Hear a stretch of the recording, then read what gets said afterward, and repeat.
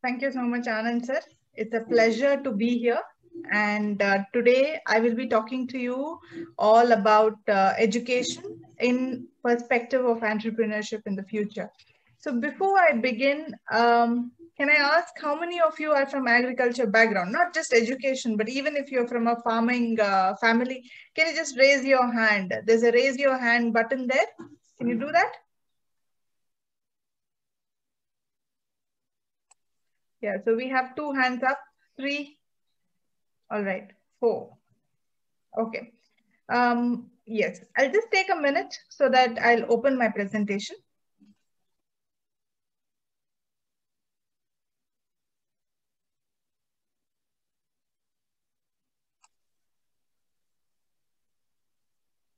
Yeah, is my presentation visible?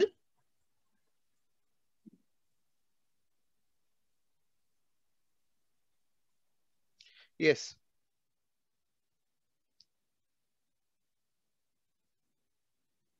Okay. Yeah, so education for impactful entrepreneurship in agribusiness is the topic for today. And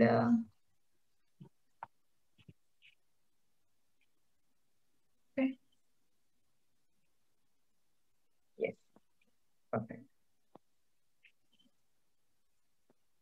So before I begin, let me just tell you my view of entrepreneurship and leadership. So to begin with, leadership is the need of the hour. We see that we need leaders in all walks of life, and especially leaders set direction and help themselves and others move towards a common goal.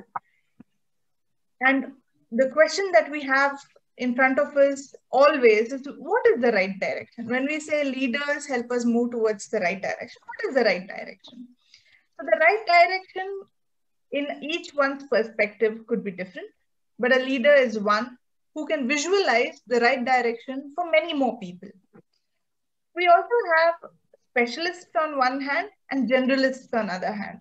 So now there is a joke, they say that if you have a medical problem, there is a doctor for even the thumb finger, the little finger, and everything. So you'll have a separate doctor for everyone.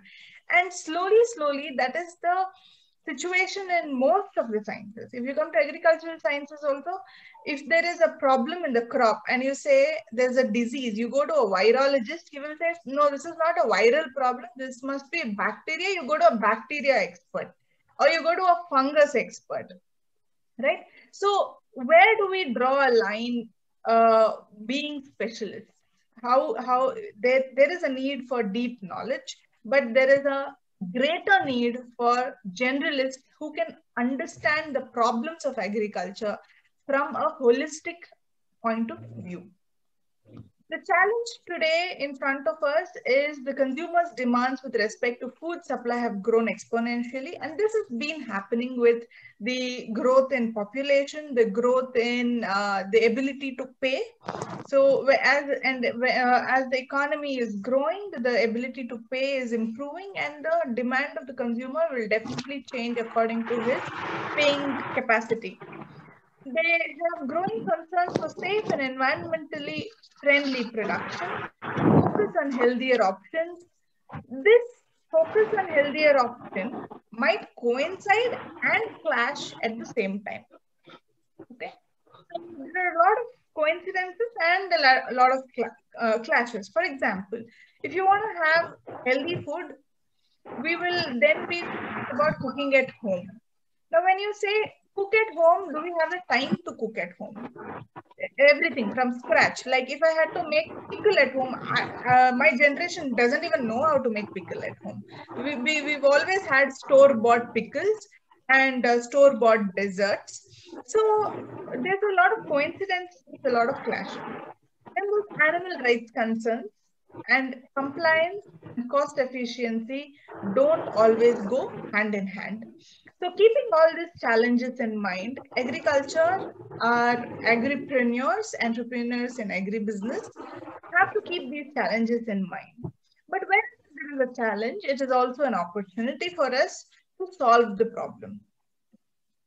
So when you look at the farmer and what is happening on his field, there's a lot of gap of information to the farmer. So he needs a lot of different information regarding inputs, credit, weather, and soil testing before planting. And during the production phase, he will need information about good agriculture practices, pest and disease management, harvest time and techniques. And after harvest, he will need information on post-harvest management, storage, grading and standardization, packaging, logistics, and market information. Market information should include alternative marketing channels, commodity prices, and consumer behavior. Now, these are the places where there is a gap in information. If we can fill this gap, that also could be a business model. So when we say leadership development, entrepreneurship development in agribusiness, there are three sectors that need to come into play. The first thing is educational institution. So the educational institutions need to focus on development of the curriculum to be in par with the industry. There's a lot of gap between the industry and education sector. So this gap needs to be, the gap needs to be closed down. There is a need to provide opportunities for hands-on experience for the students. Agriculture sector companies, they need to provide opportunities for students and recent graduates to experience policy development related sessions. It's not always, we call this as internship also. A lot of companies are open for employment, but they're not open for internship. Now, internship is that phase where the student actually learns a lot. So we should inspire companies to give us opportunity for youngsters to go and experience the entire decision-making process in the company, so that during their education itself, they get some kind of inputs from the industry, so that they can make their 2 or 3 years of whatever education they're going through, that years can be made more fruitful. Coming to agricultural associations, they need to bring students and the next generation of growers into their working groups. So this is what needs to be done at a 3-tier level. A good leader is one who gives guidance, has a solution, has vision, the teamwork, and he has a direction where he's going, a strategy to get where he's going, and he has very good communication. Communication is the key to most of your problems, and a goal is there in his mind. So a leader, an entrepreneur has all these in him. So let's come to some examples of proactive solutions that have been going on in the AGTECH and agriculture and food supply in India especially. So a lot of you might have heard of Crop-in Technology. So Crop-in Technology is a company which is using data, artificial intelligence and satellite technology to give information to the farmers to make more informed decisions on the farm. Now, if you look at the olden times, the old growth drivers, who were the people who became successful? They either had access to natural and man-made resources, they had access to machinery, and they owned land or whatever. So these are the people who are getting successful. But today, new growth drivers are data. You should have access to data. You should have people in your ambit, inclusion of all beneficiaries into data-driven farming, and there should be a platform. So a lot of us, see, we are all, if you and me are sitting and talking on Zoom today, you're connecting to me who's in a very remote place like Mysore. We're like 3 hours away from Bangalore. So what has enabled us to discuss and exchange ideas is technology. So how can we help agriculture and agriculture related people to use this technology to bridge the gap wherever they are? Consumers' expectations are different. Consumers' demand is different. So we have a lot of changes in the food habit as well. So they're moving towards more health conscious decisions. And for this to, when people start changing, it's what is happening for thousands of years now. We don't eat, well, if my parents did not eat what their parents ate, the food wasn't the same. What my parents used to eat, probably I don't eat the same kind of food. My things have changed. Like I said, pickle. I've always bought pickle from the store. I've never made pickle in my house. And what about chips and all these came to into my diet recently. Now we have pizzas and burgers and everything. Now, if you look at a very young couple who are just getting married now, probably the kind of food that they are having in their houses are very different. Probably they have pasta and pizza and different types of oats. Okay, healthier options are also there. I'm not saying the new generation is only eating junk. It's not junk. It's just another kind of diet. That's all. So they could be eating chia seeds. They could be having smoothies with oatmeal in it. So there's so much of difference in the diet from generation to generation. So as at the policy making level, at the entrepreneurial level, are we bridging this gap? Because it's right in front of our eyes what the consumer wants. So to address this, we have these four companies, which are the top snack subscription companies in India. It's Snackable, the Gourmet, Embrace, okay, and Flickbox. So these companies actually ask you to subscribe to their snacks. So you go online, book your snacks, what you want, every Sunday or every Wednesday, when do you want it to be delivered to you? For the next 1 week, you have snacks ready in your house, which is healthy. If you want healthy food, if you just want chips or whatever, you can actually order it for every week. Just like how we have subscriptions for vegetables now. So there are a lot of organic growers who are playing in niche markets. They have found their loyal customers and they're supplying only to them. It doesn't mean that they have to go find another market. So this is the subscription model that is very new in the Indian food market. So recently in Bangalore, when we had the lockdown, it was April is mango season. So immediately what the farmers did is they went directly to housing colonies and apartments in autos like this, and they sold the mangoes. Otherwise, it's perishable goods, as we all know. So agriculture produces perishable. So we need to market them as soon as possible to retain the freshness, and the consumer should get the maximum benefit of eating that fresh mangoes, right?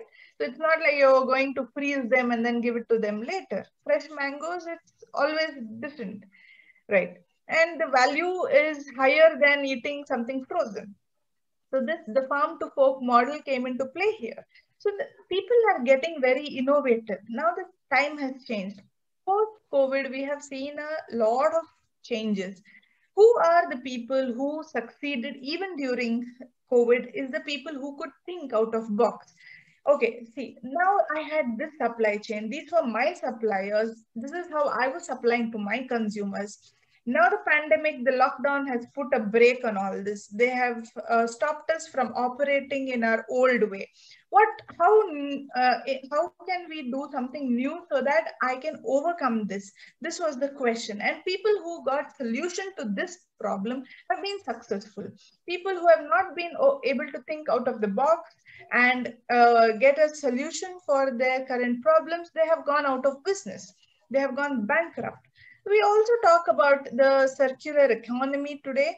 That is, whatever is a waste in one industry should become the raw material for another industry, so that there is no wastage. So everything goes and it's not wasted, right? So in agriculture also, we have such circular economies. Why I'm talking about all this is I'm sure I'm talking to young people who are probably fresh graduates, or you're working and you're looking for ideas as to how to become an entrepreneur. If you're attending this Zoom meeting, then definitely I think that's a question in your mind. Now, and why I'm telling you all this is what is happening in the world around us. And sometimes it's just sheer luck that you get to know it or you may not get to know it. So if you don't know about this, this is just a platform for me to share what I know with you. And by knowing this, there's a lot of new ideas could be cropping up. And you might even be thinking, how can I do this in my community? How can I do this in my region? Is it viable in my region? So these are the questions that should come into young minds. So today's skills for new age leaders are very different from what it used to be. So first, topmost skill that you need to develop for entrepreneurship is critical thinking. Critical thinking is not criticizing someone. It is thinking critically about something. It is data driven. You have data, you have information. Your decisions are based wholly on data and not on assumptions or opinions. This is critical thinking. You need to have flexibility. Flexibility is during the pandemic. How did we work? How did we become flexible? We started working from home. Even now, I'm sitting at home and talking to you. So this is flexibility. Can we do it from anywhere, anytime, and somehow, which was not done before? That's flexibility. Collaboration. Anand sir is in UK. I'm in Mysore. You people are mostly from Maharashtra. So this is collaboration. So collaboration is happening all around you. In the previous years, let's say during my parents' time, if you had to get to know someone, you had to go meet them. You had to be introduced by someone to get to know someone. And sometimes, okay, your long distance, there's no way to get to know each other. You used to write letters, and that could take so many days or months to get an answer to your letter and to collaborate. But today it's just a matter of a click. You go on LinkedIn, you go on Facebook, you just message them saying, hello, sir, hello, ma'am, I'm so and so, and I'm looking to do this, and I want to learn this from you. Is there a possibility that we could meet somewhere, or we can have an online chat? Can I attend any of your seminars? Can I attend one of your classes? So collaboration and networking is happening, just by a small click. But youngsters do not really know how to network. Frankly, I'll tell you. So there are people who will message me on LinkedIn or on Facebook saying, hello, good morning. Now, please understand that most of us who have full-time jobs will not answer or respond to a hello or a good afternoon or good morning. And if you ask me, ma'am, have you had your lunch? Now, that's not a question I want to answer in my busy schedule. So please, this is just a suggestion from my side. If you're writing to someone, please get to the point. Let it be 4-5 sentences. Say, hello, ma'am, I'm so and so, I'm doing this, and I would like to know more about this. Please let me know how I can connect with you, and can we have a chat? Can we have a talk? Get to the point, and you will get a response. You will get a no at least. The person might just say, sorry, this is not my area of work, or I'm not an expert on this, but I can connect you to someone else. But if you just leave it at a hello, how are you? Ma'am, did you have your breakfast? Sorry, I don't have time for chatting with you, right? If you want to find that, go on some other website. Okay, so collaboration and networking is happening if you know how to do it well. And probably these skills are something that you need to develop for becoming better leaders and better entrepreneurs. Digital skills.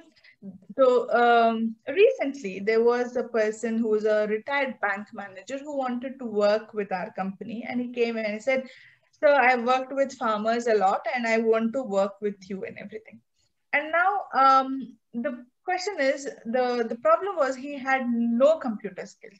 Now, I'm not saying you need computer skills for everything, but at least minimum, sending an email, receiving an email. Now, if I'm asking that person to work with us, we will be sending a lot of stuff on WhatsApp. I need that person to at least be, I can't have someone call that person and tell him point each and every point on a phone call. That's not happening today. That's happening on emails. It's happening on WhatsApp groups. So they need to be a little digitally educated. Digital literacy is important today to be in par with your work group, with your team. So this is very, very important. Well, I'm going to skip this because let's get straight to what we want to speak about. So quickly, before I go into education for entrepreneurship and agribusiness, so this is my story.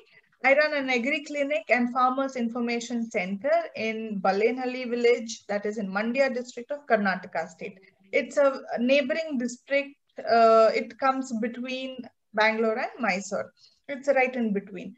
So I run this place where farmers are mostly chrysanthemum flower farmers, and the water in this place was very scarce, and the chrysanthemum crop is a commercial crop. It's a very important crop, especially during the uh, Hindu festival season, where this flower is mainly used for decoration and for puja purpose. So the problems of these farmers were that they were small, resource poor, and ignorant. They had no knowledge about scientific cultivation of the crop. They had a lot of diseases and pests in their field. There was severe water scarcity, and they used to waste a lot of land because of this. The high cost of cultivation, because wherever there was pests and diseases, they were spraying and putting different chemicals, and nothing was working. So not only couldn't save their crop, but they were wasting a lot of money on inputs, chemical inputs as well. There was poor productivity and quality, low and almost no income. Okay, so because of the high cost of production, there was diminished profitability, and then they had lowest repaying capacity of all their loans. So they used to become defaulters of their debt, and then this vicious debt cycle was just continuing like this. So look at this. This was the previous few years. This was the case amongst the farmers. This was what was happening in the field. Okay, so there were a lot of plants dying at the time of flowering. So when the farmer thought, okay, now the crop is big, the plants are grown, now I'll get flowers, then the plants were dying, they were not flowering, there were myriads of problems here. So there was root rot, there were viral diseases, there was the parasitic cuscuta. Okay, cuscuta is a parasitic plant-like organism. It doesn't produce its own food. It feeds off other plants. In phytoplasma and other viral diseases, there were insects, root grub, rusted leaves. So these are all the problems that were there in the fields. And because of these problems, there was indiscriminate and mindless use of chemical pesticides and fertilizers. And despite all this, despite all the money that they were putting in their crop, they still got only very low production. The flower yield was very, very low. So we intervened, we went to the farmers, and this is what we did. So when we intervened, Green Gramin Services, that's what we call ourselves, we analyzed the situation threadbare. So at the root, everything, each and every problem we try to analyze. We conducted experiments in our lab. We found suitable solutions. We conducted training programs later, and we implemented several technologies which were unknown to them. So first thing we changed is the nutrition. So plants today, when we talk about COVID-19, we have been hearing that prevention is better than cure. So what are we supposed to do? We're supposed to have haldi, we're supposed to have ginger, we're supposed to have all this immunity boosting food so that we are inherently resistant to COVID or any other disease that might come. And even if we get COVID, if we are healthy, if we are strong from within, it will be asymptomatic, or we can just overcome it without having to go and get admitted in the hospital. So this is exactly what we did with the plants also. We changed the entire nutrition regime, okay, to bring in that inherent resistance in the plants. We changed the agronomy, the spacing, the watering, all these. Provided critical inputs on credit unconditionally. So actually, when we started training them, we thought there'll be a lot of change. The people will now have better yield. But when we went to the field again, there was no change. Then when we asked the farmers, they said, so you said, asked us to apply all these chemicals instead of these and in this. But these inputs that you are talking about is not available when we need it in our village. So then that is when we set up an office there and we started giving them all the inputs that they need for chrysanthemum in our office. So we provided critical inputs. But even then, there was a shortage of money. Now they couldn't buy the inputs that we were asking them to buy. So we actually gave it on credit to them. We said, okay, fine. Why don't you take it on credit and you will repay us when you get money for your crop. So even then, so we bridged the gap, we closed the gap of information, we closed the gap of input, and we closed the gap of investment also. The three I's, the gaps were closed. We helped farmers become self-reliant, and a lot of secondary activities have mushroomed. I will show you what are all that mushroom. So way ahead for us is to educate farmers on new technologies. We want to reduce their cost of production. We want to reduce chemicals to the minimum. We want to reduce wastage of land and water resources. So all this we want to do to increase productivity and quality of the produce, to make agriculture profitable and more profitable, to train at least one local crop doctor per village. That is, we are taking these local people and we're training them so that they train 20 more or 30 more under them, and then the information is spread like that. We want to stop the migration of youth to urban centers. We want them to actually stay in the village, and they will do that only when agriculture is profitable. So we want to do this. So we've had total involvement with the farmers. We've been helping them for the last 4 years. Now this problem is here in this photo. You can see that there's a nursery here and the adult plants here. The moment the nursery comes in contact with the water or anything from the existing crop, whatever diseases and pests are there in the this adult crop will come to the nursery as well. And this cycle of pests and diseases continues. So therefore, we introduced spray technology here so that disease-free saplings are raised economically away from the adult plants which already may have diseases and pests, and it's easy to transport. We then ask them to have drip irrigation to save water. It's already a water scarce area.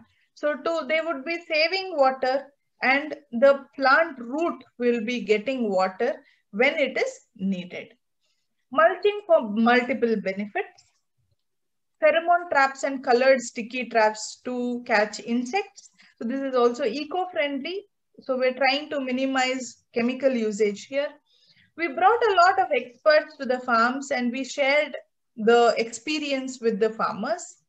We took the farmers to our lab to show them how the disease, pest, they all look, you know, the fungus, the bacteria, how they look under the microscope. What are we dealing with? If they know what they're dealing with, if they understand the problem better, then they'll be in a better position to fight the problems in their fields.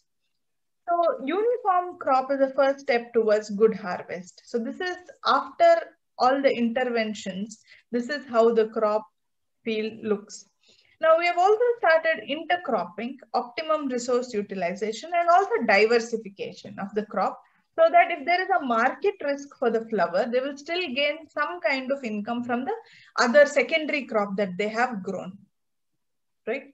So intercropping here, enormous increase in productivity, good crop, physical and mental strength to the farmer. See, look at the flowers.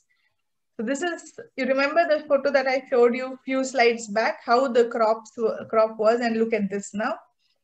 So these three farmers, they are the mother, the son, and the grandson. All the three generation is working in this field happily. So a lot of ladies are getting employment, especially old ladies, not only in picking the flower, harvesting the flower, but also in tying the flowers, making garlands. So they're getting employment there. The local plant doctor, this guy is our local crop doctor. When we are training many more such young youth who have the capacity to learn from us and reproduce the same information to other farmers. So he is helping them in diagnosis of the problem, what they should spray, how to spray, all this he will help them. So it's a rewarding profession for him, and employment to the aged, this is what I said, it's tying the flowers into garlands. So in the beginning, people used to tie flowers in the house halls in the villages. Once the yield became so much, they couldn't sit inside the house. The flower tying activity moved outside the house. Now, there is so much flower that even this area is not enough. So they have built sheds, separate shelters for making the garlands. So this is what we see today in these villages. So this was the previous situation, and this is the current situation. So can you compare these two pictures? Isn't it beautiful? So now the marketplace is also overflowing. So this place is actually a market, taluk level market, and people from Tamil Nadu, from Mangalore, the seaside, they're all coming to this place to buy flowers, and it has become a rampant economy. It's growing so much. Not only just the youth is being retained here, secondary businesses have started. The secondary businesses are those like when these ladies have to come for harvesting, the autos, they will go to nearby other villages, pick up the ladies and bring them to the field where the harvesting needs to be done. Then there are people who have started supplying tea coffee to these workers. Now that's another business that I've taken up. And some farmers have become traders themselves. So they are vertically, they are growing, right? So there are a lot of lands before for sale in these areas. Now nobody wants to sell their land because they're making huge profit in whatever they're growing. We're not only helping the farmers to grow chrysanthemums, we also started helping them grow vegetables for nutritional benefit and also diversification of income. So beans and tomato are the two crops that we have introduced, and they're doing very well. So this is the different media recognition that we have got. Okay, so we've already covered this. So I've already covered most of this. So let me just skip this. Yeah. So moving on to entrepreneurship. Okay.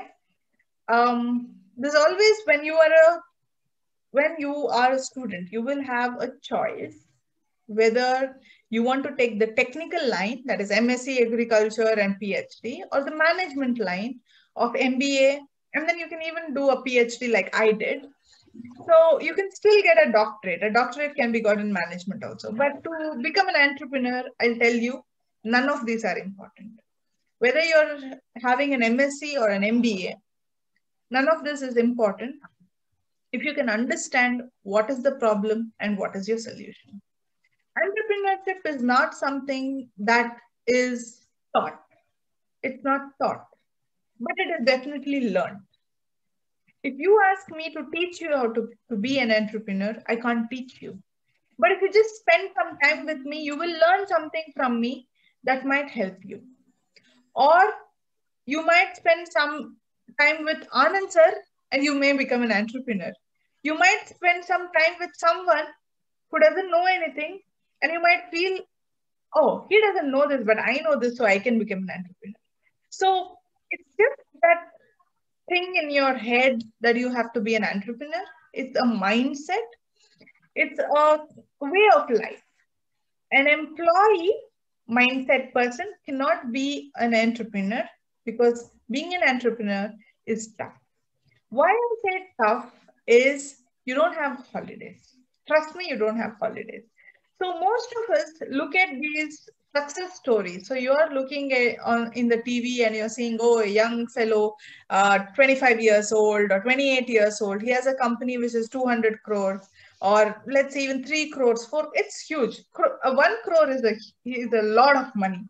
1 crore is a lot of money. So if you're looking at these success stories and thinking that, oh wow, if I become an entrepreneur, I'm going to be rich. Please don't become an entrepreneur. An entrepreneur has more hard work than an employee. That's for sure. Because you might, when you're an employee, somebody tells you what to do and you do it, and then you have your holidays and you're enjoying. If you lose the job, you always have a choice of going for another job. But for an entrepreneur, it's like a baby. His business is like a baby. So once you start a business, whether it's daytime or nighttime, whether it's 2 o'clock in the night, if there's a problem, you have to get up and go. Otherwise, next day morning, you're not only answerable to yourself, to your own money, you will be answerable to all your employees' money and your investors' money. You're answerable. So think about it. It's not easy. But it's not easy, but the fruits are sweeter. As I said, the money is probably better.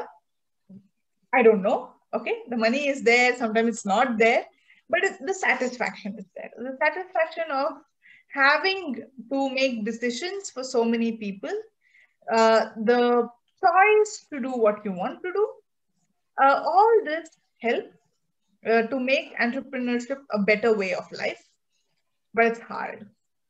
Okay, so myself, I did my BSc Agriculture. I am a person who can understand science. Okay, so I thought, okay, now BSc 4 years I've studied sciences. So if I go into an entrepreneurial journey, if somebody is talking about something in chemistry about a product, I can always ask that person to explain to me in detail and I'll be able to understand. But if somebody tells me the repo rate is so and so, so your loan is going to be so and so, and your interest is going to be doubled or tripled or whatever, that will not make sense to me because I don't come from a commerce background. So I wanted to have knowledge about the management side of things. So that is how I went into MBA. And I'll tell you, each one's choice will be different, and why you make your choice, there's no right or wrong. It's your choice. But to be an entrepreneur, you have to know both technical and management side of it. Because if you don't know, sometimes some problem, it will be your problem. And you cannot say, I don't know. I don't know will not be the solution. You have to find a solution. So if you feel that your technical knowledge is more important for your entrepreneurial journey, you can hire a manager to do the management side of things. Fine. That's also fine. Okay. You don't have to be good at everything that you do. That also I'll tell you. Because collaboration, right? You can always collaborate with the right people and you can build something together. So finding the right people, networking becomes very important for an entrepreneur. Okay. So this pathway choice is left to you. If you're doing MSc, then I'm sure most of you know what is the way to choose. So you have the JRF, you have the ICAR exams, you will do MSc or PhD or whatever, and you go in that line.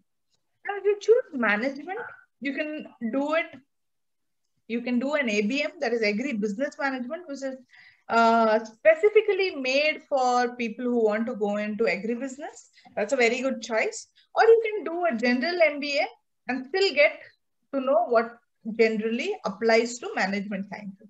This is there. Now, I want to talk more about our Institute of Food and Agribusiness Leadership. We are affiliated to Business School of Netherlands and IFAL is in UK. This is a one-year course which you can finish it even as quickly as you want to. So you can finish it in 6 months if you are focused, or 8 months. And we take fees every month, that is $200 from you. So if you finish it in 6 months, you will only be paying $200 for 6 months. 200 into 6, that is $1,200. If you take 1 year, you will be paying $200 into 12 months, that is $2,400. So now we want to make education very simple for entrepreneurs because they don't have time. You don't have time. You have an idea. You need to build on that idea and launch that idea before someone else does that, right? Because I remember, see, I was in Dubai for 3 years. And every time I came to India, I used to feel, hey, Dubai has KFC.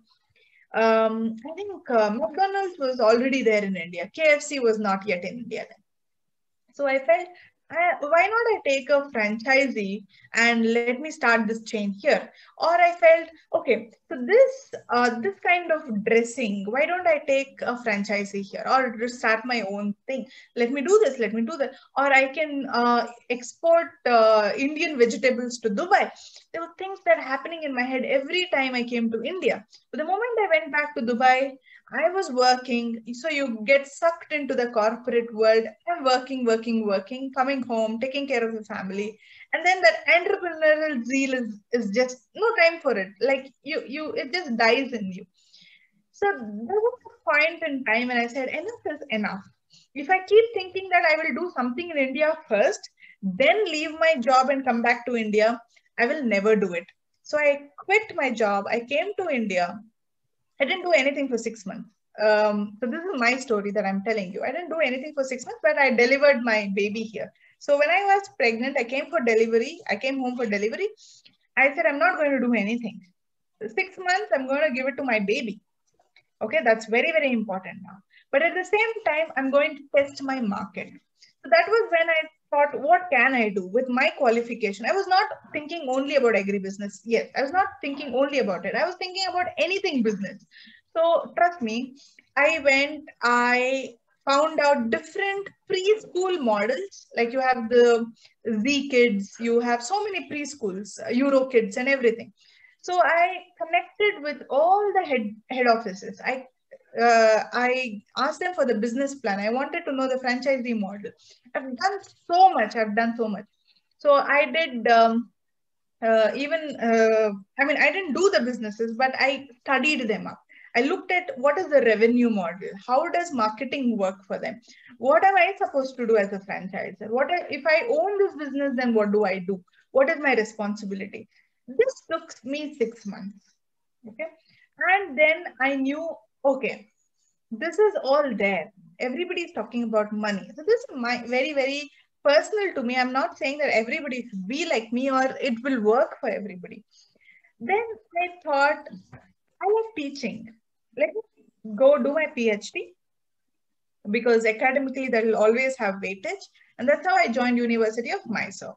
And I started teaching there. While teaching, I started Phoenix Academy as a soft skills and skills development institute. And there I met a lot of people. I started being more active on Facebook and LinkedIn. People saw me and saw my work. And that's how I came in connection with Agribusiness Academy, UK, and I fell. See, I'm telling you that don't sit, okay? You take your time. Yes, take 3 months, take a year. Say, this is what I'm going to do. At the end of 1 year or 6 months, I will have at least a roadmap and I'll have a goal. This is what I started with. On the way, I've had failures. I've started something, it's not going well. Okay, I didn't make money in many of my ventures, but I met a lot of people. I gained a lot of experience. And today I can say I have successfully running an agribusiness center where I am making money. I'm teaching in the University of Mysore where I get the satisfaction that I'm teaching rural students to be better. I'm associated with an international organization like Institute of Food and Agribusiness Leadership today. And if I was in a corporate job, taking all my life out into it, I wouldn't be doing this. Sometimes I question myself, is it the right decision? Did I make the right decision? Because I have 2 kids. And I may not have that much time as most mothers have. So when I go to a parent-teacher meeting and look at how involved parents are in their own kids' schooling, Sometimes I question myself. Yes, there are phases in entrepreneur's life. Every day is not a good day. Okay? Every day is not a good day. I question myself, but in the end, I know I made the right choice because I'm impacting more lives. Impacting thousands of lives around me. And my children will look at that and they will forgive me, maybe for not spending as much time as the other parents are spending with them. But this is going to be learning for them because the time that I give them is precious. And I make sure that I'm involved in all their activities. Okay. And work from home, this culture is so good for me because right now, outside my door, my first standard child, he's sitting and doing his work. I said, see, 1 hour I have a webinar. I'm going to do my work. You do your work. So we are building a kind of discipline around my work, around his work, and we're learning. So this is very personal. This is a very personal thing that we have to balance our personal life and our work life. And for entrepreneurs, it is very difficult. It's much tougher than for employees. But today, I see IT people and everything, bank employees working till 8:30 in the night, right? So it's not easy. Life itself is difficult today. So we need to balance it. So with this, thank you so much for listening. I'm sure that you will have a lot of questions and I'm ready to take the questions. So we'll start with the questions because that way I'll be able to tell you more.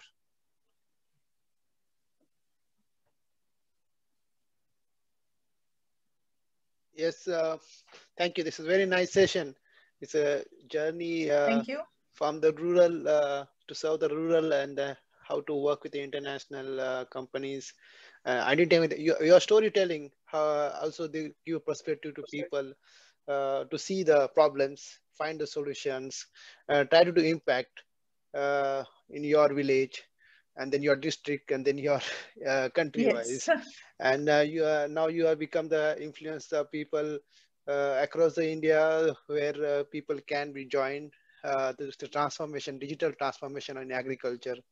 Uh, and I see a lot of interesting things. And this is that's agriculture is not just a digital. It has a human connection. It has a soil connection. So it's a very it's a very big picture actually. So I like to know this more about your this digital courses for agriculture. How it help the agripreneurs in their professional Okay. life. Yes, sure. Yeah. So at FL, we have a mini MBA for this segment of people that we have on this webinar. And as I already told you about the fee structure. Now, how it happens is we give you pre-recorded courses. We have course material that you will be studying on your own. A lot of self-study will be there. Then we have a lot of experts. Okay, so every week we have a drop-in session where these experts come. We will have a theme for that day and they will discuss what is happening all over the world. And then you can ask them questions. There will be discussions. We also have case studies which will be provided to you. You try to solve the case study. We will have discussions. So there's a lot of peer learning. Now you will be studying with this entire team. Each cohort will have people from Africa, India, Europe, and the US. So when you are discussing, each one's perspective is very, very different because the farmer's problems in America is not the same as the farmer's problem in India or in Africa. So there'll be a lot of pure learning, and sometimes you might look at a model which is existing in India, somewhere else, but not in India. And you can always take the help of that person from that country to set it up in India. It will be one of its kind in India. So that kind of collaborations have happened on our platform a lot. So we give more importance. It's not a classroom like learning where you go to a university, you sit and some professor is talking about something from a textbook and you write an exam. That's not going to make you an entrepreneur. That's just going to give you a certificate. And that certificate, how useful it is, it depends on how much is there in your head. Yeah. Yeah. So we are looking at helping entrepreneurs So their courses are designed in such a way that they have practical usage for an entrepreneur is one thing. There's a lot of networking. We build your network. We help you get connected to people anywhere you want. And we help you collaborate with them. And this is all. This has happened. Yeah. We try to, even if you're a new entrepreneur and you're looking to grow your team, we are also helping with all that. So as you learn in India, you did a postgraduate. So how's the difference between the Indian education about agriculture and the UK culture of the agriculture? What's the difference you found? Yes. So I'll tell you one thing. In India, when I did my MBA 10 years back, there was no education industry connection. So we learned something, we wrote an exam, but when it came to our placement, when you have interviews on campus, what you're reading is completely different from what you have studied for your exam. There's never a correlation between the two. So if, let's say, a company is coming today for placement and there's going to be interviews, I'm going to go on the internet and try to find what that company is doing and what I know about the company, what is the area of work, and then if it is a microfinance company, then I'm going to brush up my microfinance and then go for the interview. But today the world is not like that, where it's, you may not know anything about that company, but UK and the kind of education that they are giving is more on skill development.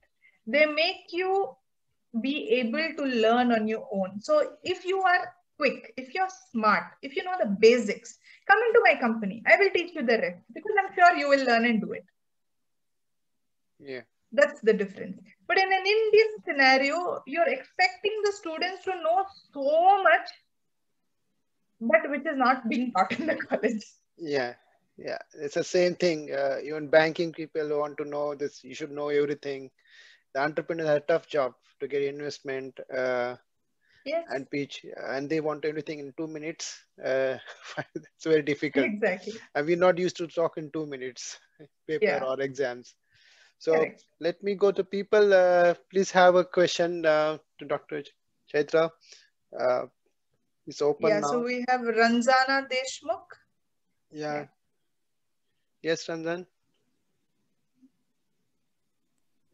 Yeah. Good afternoon, ma'am. Good afternoon. Hello. Madam, my question is that we have 4 acres agriculture land nearby Jalgaon. And water facilities are also available. So we are interested in organic agriculture business like shatavari, asparagus, and that. How can you suggest and how can you help? Okay. So,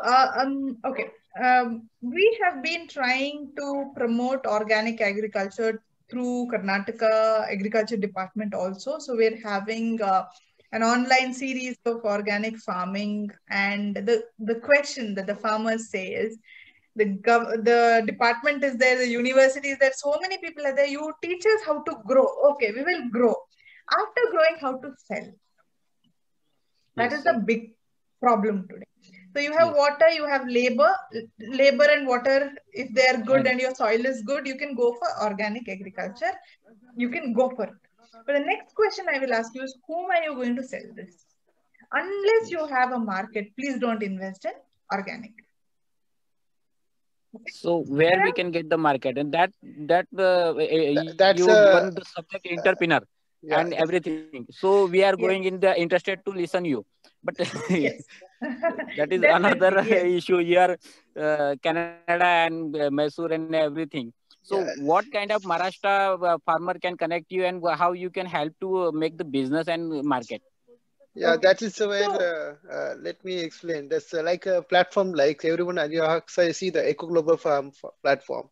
So where we are supporting only the ecological farming and focus on their marketing, their products, their inputs. And like if you have 4 acres, so we have one person in Aurangabad, they have like a 50 acres and they say we have a 20, 30 acres of shatavari and they're searching the market. And to searching the 20-30 acres of Shatavari market, it's a big challenge. Yes. So always you have to work with the people, and you go to government, they say everything is there, funding is there, you go and check, like what ma'am said. They don't support, it's a challenge for us also, people to invest. So better you build a market with so like platform like us or any platform, and then work in backward chain. And this is how entrepreneurship, agriculture is actually the entrepreneurship, the whole cycle. And this program, the Finnish Academy, they're giving the international exposure to what new practice digital transformation is coming up and how to deal with it. So it's your own journey to apply your entrepreneurship. It's just not a certificate to find another job. It's more you build your businesses. And if you want to build a very big business for next 15 years, 20 years, you have to understand what is the developed country trends are there. And that is the reason I'm promoting this program. What ma'am, just when I get connected about this program, so I feel like let me introduce this to people who want to do something on global scale next 20, 30 years, some digital transformation. They should do these courses, kind of course. Yeah. Yeah. So let me Okay. add to that.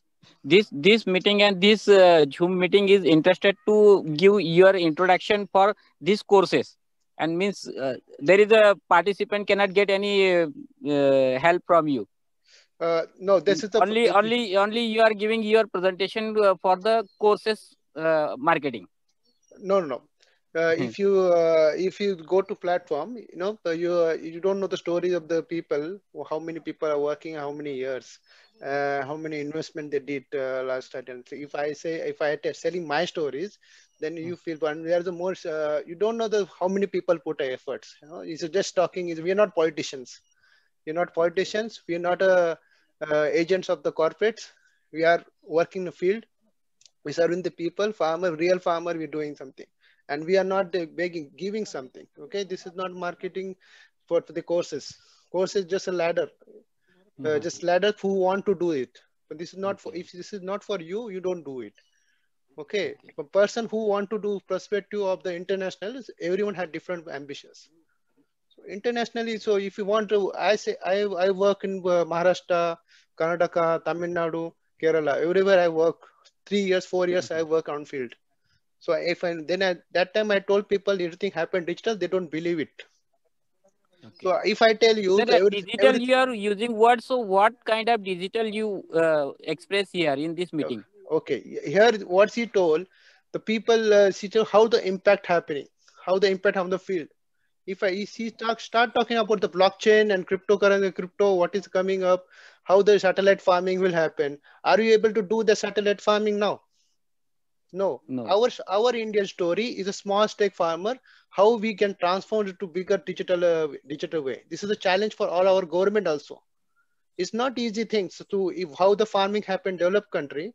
This is the course you connect to how the developed country is happening and how you can become a developed farmer. But Mr. Anand, and Chitra madam, you can explain what is the digital farming or satellite farming, so we can understand and we can interested and we can go for the further courses. For that, but you only use only digital.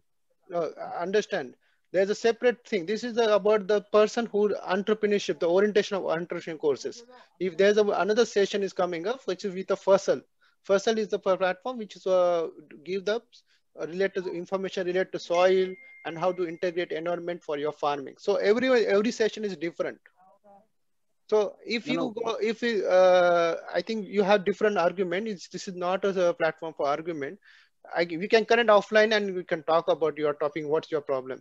Because we are talking to thousands of people, and we understand what you're talking about and which angle you're talking about. Okay. Thank you.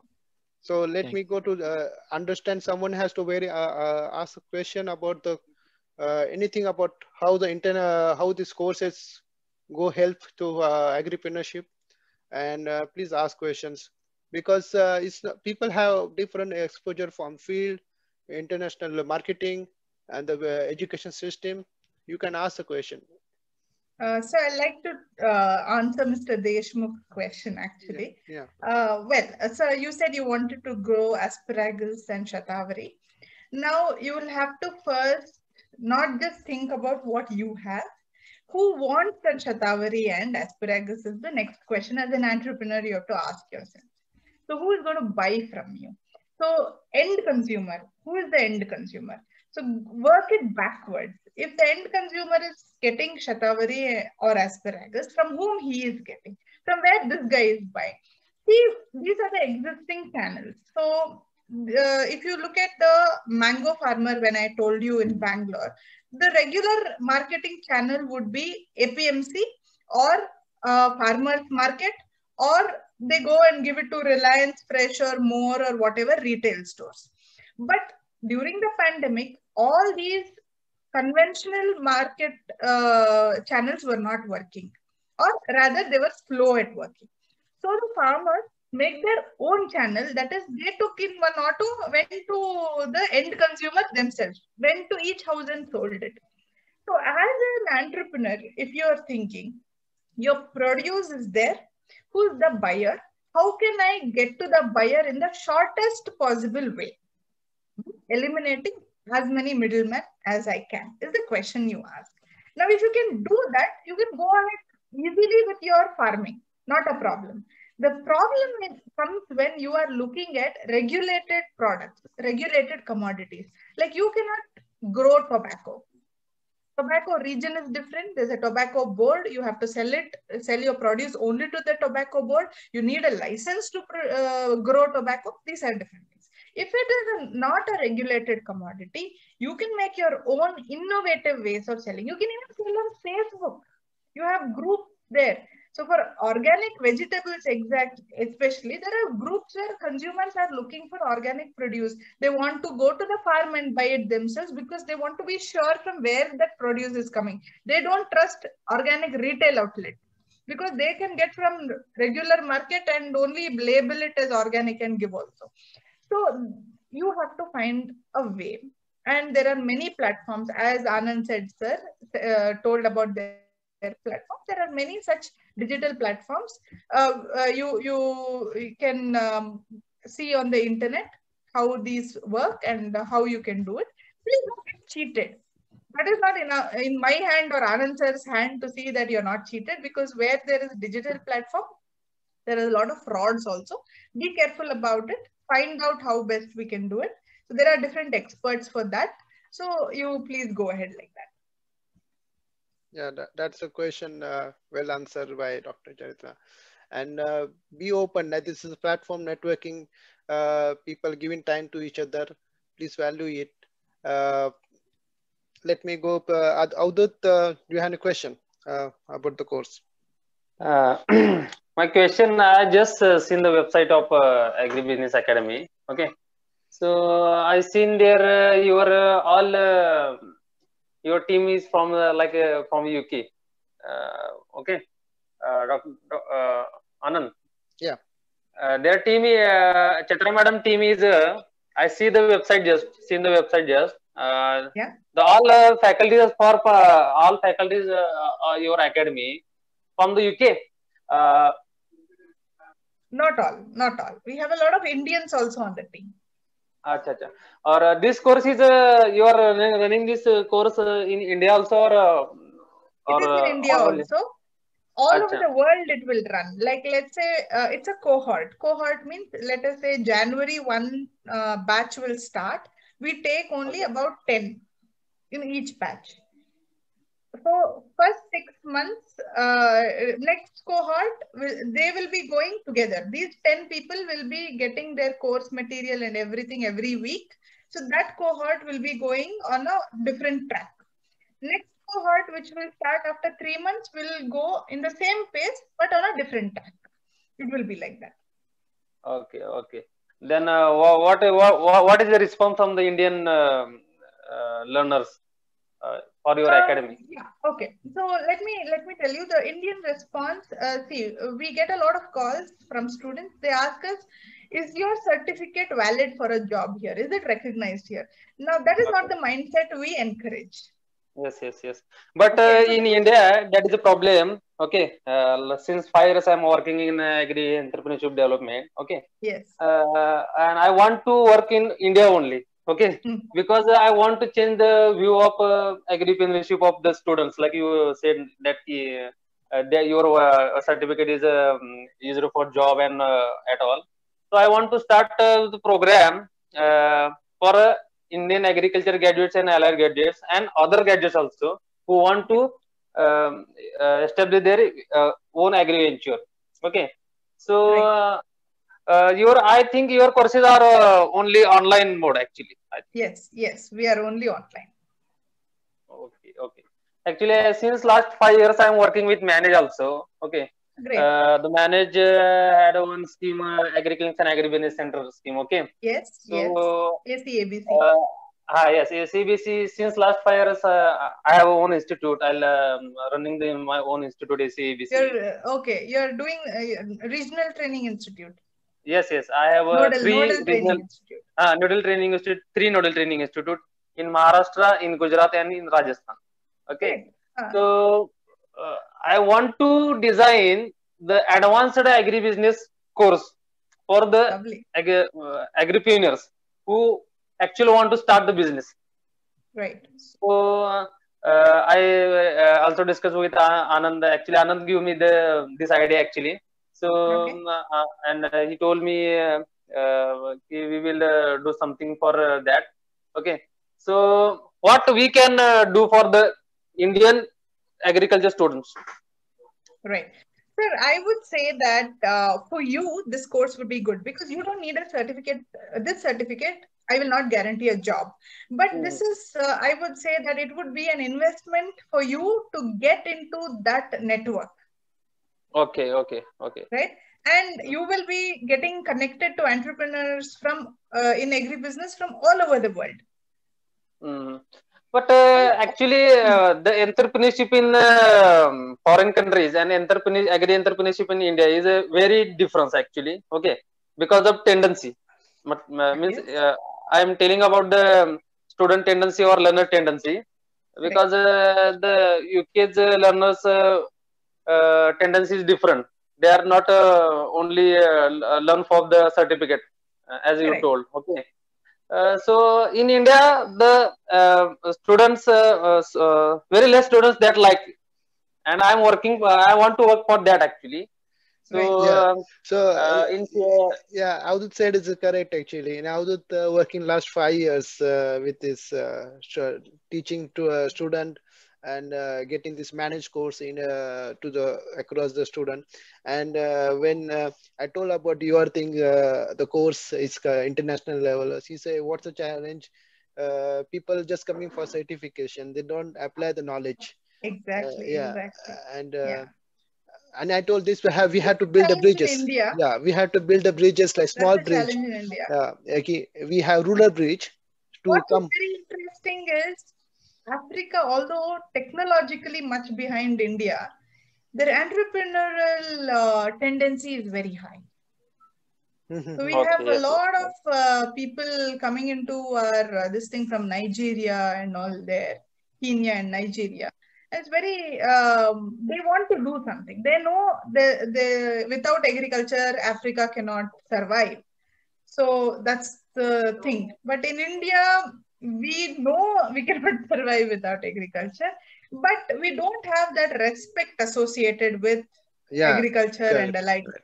Actually, we are working that. We work in that direction that I want that agri professional working on eco global farm should be respectable professional than look like an agent or just like a trader. Correct. The perspective has to change. And people like Avadut can build bridges like this, the small bridge from rural to go to national level, and then you can bring these people to national to international level. And it's a very good if you do some kind of course like this and connect to, especially the experienced people, connect to different kind of country or region and do something. And this is how you can build a market and network. That's question asked by. I would say for Avadut, this is more like a networking opportunity. Even if you don't want to do the course, not a problem. You can, Anand sir has Vijayendra Nalla sir's number. You can always connect with the team and you can be part of the team working towards this. Yes, I am interested because of that. Anand and I'm worked last since 2 years actually on that, but we not have a proper path for that. Okay, so we can work together for Indian agripreneurs only. Actually, after that, my point is international. But first, my priority is to working on the Indian entrepreneurship development. Actually, working for. Yeah, that is correct. Rural and then yes, that is correct. So let's go to Arvind. Want to talk something? You know, we can discuss. Hello, Arvind.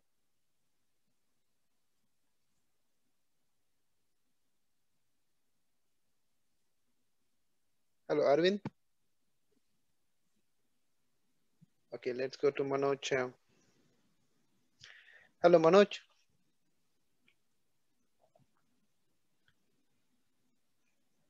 I think Manoj. If they don't have any questions. Yes.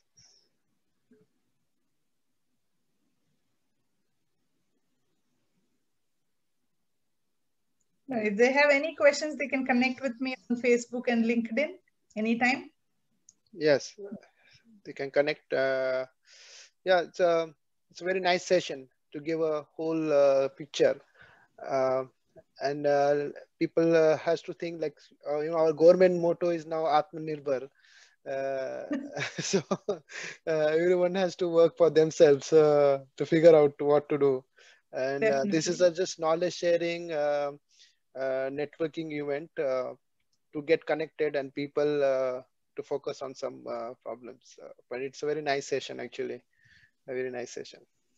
Thank you. Thank you so and much. another one thing is we can work together for the you are running a program like this in India program. Okay, so I'm now making the curriculum for the same. Okay, so if I want your help, then I will contact Definitely. you. Yeah. As I told you, I'm an entrepreneur by chance, but what drives me is my passion for teaching. So if you saw my presentation, the way I talk, you will know that I love teaching. So if even in your Nodal Training Institute, if you want me to handle any topic, I'd always, to be a resource person, I'm always open to that. Yes. I myself have a plan to open an NTI here in Mysore. I am talking to Gumagol Mat sir in Manage. Okay.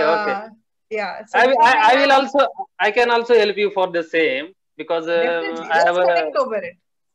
Because Manage is a professional institute. If you have if your institute documentally strong, then Manage is also working with you. Okay. Yes. So for a proposal or anything, I can definitely help you. Sure. Then I will connect on Facebook and LinkedIn. Okay. Definitely. Yes. So then thank you so much. Thank you. We'll be in touch. Yes. Then, sure. Okay. Very nice session. Thank you. And very nice to meeting with you. Thank you, Anand. Same here, sir. Thank you. Thank you. Thank you, everyone. Vivek, you have any question? Thank you. Arvind?